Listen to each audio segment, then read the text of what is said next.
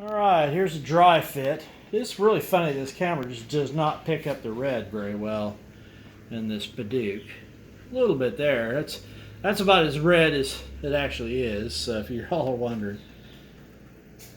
So, I do have a lot of gaps. Those gaps, I'm going to have to figure out what they are, and we're going to fill them with epoxy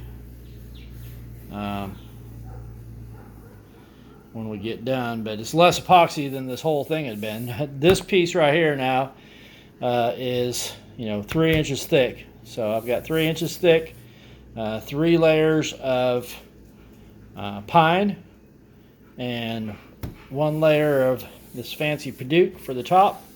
So essentially a homemade plywood / veneer, all a lot thicker than than they usually are. I do have about a 1/16 inch ridge on the tabletop, which really makes me kind of happy. Actually, I need to pop this down a little bit, but it really kind of makes me happy because I want to face this. It's not totally even, and I got some scratches in it from all the time that it was at the bottom.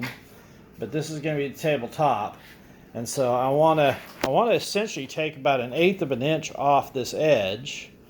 We're going to do that with the router table. Hopefully, maybe this weekend. I don't know if we're going to do the epoxy pour though this weekend, so I doubt it. But anyway, so whenever we're ready to go, it may not be this weekend because I gotta also get some other inlays in. We're going to put in, but that's kind of it. It's going to be there. Now this red tab sticking out here that has the big gaps, that's actually going to be out. What I need to do here with Cheryl is kind of figure out where we want that, cut to be for the heart, right? Where that cut needs to be for the heart. Get that marked so that when I pull this back out, I can take it over the bandsaw or use a Japanese saw or something and cut it out. And then this piece of wood right here, which is just made out of some scrap walnut that I had, and this is a piece of walnut with sapwood showing. I'm going to try to embed that in here, but the red's going to run over the top of it. So it's going to be kind of like that. So the red's going to run over the top of it, but when you look at it from this angle, it's kind of hard to see. You got to envision it, but it's going to be sitting like this, of course, a lot farther in here somewhere. It's going to be sitting up inside there, and then that cut's going to be out of it. So there'll be a little bit of sapwood on the sides, and then you'll have that cut, and it'll look like it was part of the walnut itself. So that'll be kind of neat. So I got that work to do. Man, we got the glue up to do. That for sure will either be this week or later this weekend. Got all the little arrows we're going to put in around the edges, see if we want to put them in, see what they look like. We'll probably do that a little bit today. And then the last part will be the epoxy, and then we'll get it routed all the way down. And the epoxy is just going to be epoxy hole fill.